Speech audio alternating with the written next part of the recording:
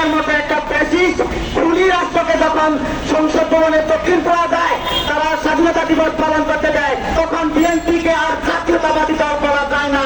আমেরিকার ছায়া থাকা গোলাম বলতে হবে, আমেরিকার দোষর বলতে হবে, আমেরিকার গোলাম বলতে হবে বিএনপিকে। কারণ বিএনপির মতো একটা দল, তারা বলেছিল যে তারা এই দেশে, আমরা মনে করেছিলাম যে 5ই আগস্ট এই ডক্টর মোহাম্মদ ইউনূসের যে 17 মাসের দুঃশাসন, মব সন্ত্রাস থেকে জাতি মুক্ত হতে হলে দেশে একটা গণতান্ত্রিক সরকার লাগবে। কিন্তু 12ই ফেব্রুয়ারি নির্বাচনের পরে আমরা মনে করেছিলাম এই দেশে একটা গণতান্ত্রিক তারা বিরাজ করবে। কিন্তু দুর্ভাগ্যের বিষয়, কিন্তু 12ই ফেব্রুয়ারি নির্বাচনের পরে এই দেশে কোনো গণতান্ত্রিক তারা বিরাজ করছে না।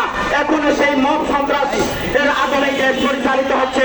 চারদিকে খুন হত্যা নৈরাজ্য নিপীড়ন চলছে। এইভাবে একটা দেশ চলতে পারে না। তাই আমরা আজকের এই যে গোলামী চুক্তি, এই গোলামী চুক্তি সরকারকে বলবো অনতিবিলম্বে বাতিল করতে হবে এবং এই গোলামী চুক্তি আমরা এখন করে ফেলবো। বাংলাদেশের জনগণ কখনো কোন দেশের গোলাম হিসেবে বেঁচে থাকতে চায় না। 1971 সালে সেই দেশের 30 লক্ষ মানুষ প্রাণ দিয়ে দেশ স্বাধীন করতে পারে, সেই স্বাধীন দেশের জনগণ কখনো কোন দেশের দাসত্ব মেনে নিবে না। সেই দেশের 2 লক্ষ নারী ইজ্জত দিয়ে দেশ স্বাধীন করতে পারে, সেই স্বাধীন দেশের জনগণ কখনো কোন দেশের আগ্রাসন দুঃশাসন গোলামি মেনে নিব না। আমরা বাংলাদেশের জনগণ কখনো কোন দেশের আমেরিকার গোলামি, পাকিস্তানের গোলামি কখনো মেনে নিব না।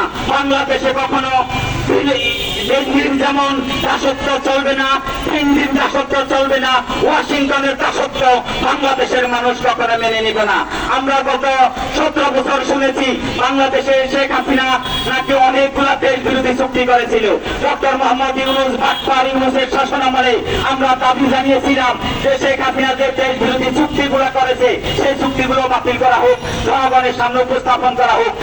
গত 17 মাসে তো একটা দেশ বিরোধী চুক্তিও সরকার জনগণের সামনে উপস্থাপন করতে পারে নাই যে শেখ হাসিনা কোন কোন চুক্তিটা দেশ বিরোধী করছে। তাহলে বুঝতে হবে এই দেশে এই দেশ বিরোধী হলো ডক্টর মোহাম্মদ ইউনূস, আর নব্য এখন যে দেশ বিরোধী জামাত বিএনপি, তারা সেই আমেরিকার গোলামে পরিণত হয়েছে। যেই দেশে বাংলাদেশের জনগণ কোন গোলামের শাসন দেখতে চায় না।